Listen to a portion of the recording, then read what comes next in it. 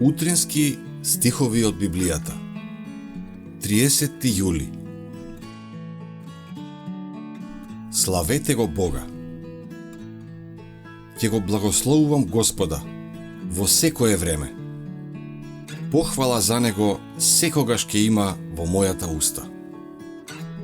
Псалам 34:1. Дали нашето лично посветување кон Бога треба да се состои само од барање и примање? Дали постојано ќе размислуваме за нашите потреби, а никогаш за благословите што ги примаме? Дали ќе бидеме само приматели на неговата милост, а никогаш нема да ја изразиме нашата благодарност кон Бога, ниту ќе го фалиме за она што го направил тој за нас? Ние не се молиме премногу, но затоа сме премногу штедливи во нашето изразување на благодарност. Кога Божјата нежна добрина кон нас би предизвикала повеќе благодарност и величање, ние би имале далеку повеќе сила во молитвата.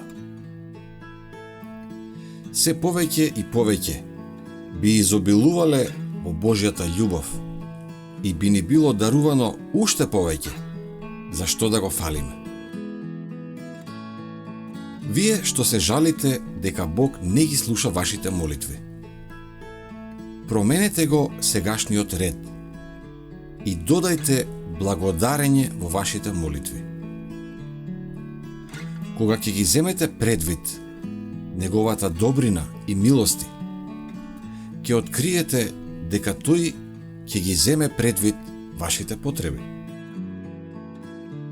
Молете се усрдно и непрестајно, но не заборавајте да му оддадете слава и благодарност на Бога.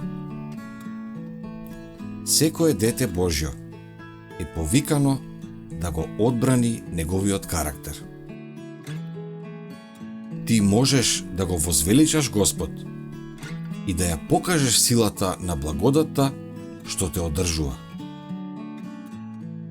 Постојат мнозина што не ја ценат големата љубов Божја, ниту Исусовото божествено сочувство.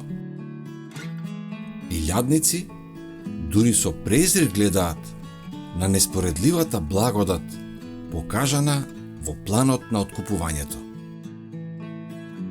Не сите што се учесници во ова големо спасение се најасно по ова прашање. Тие не негуваат благодарно срце.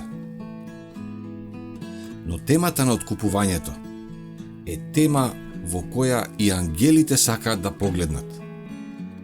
Таа ќе биде науката и песната на откупените низ бескрајните векови на вечноста.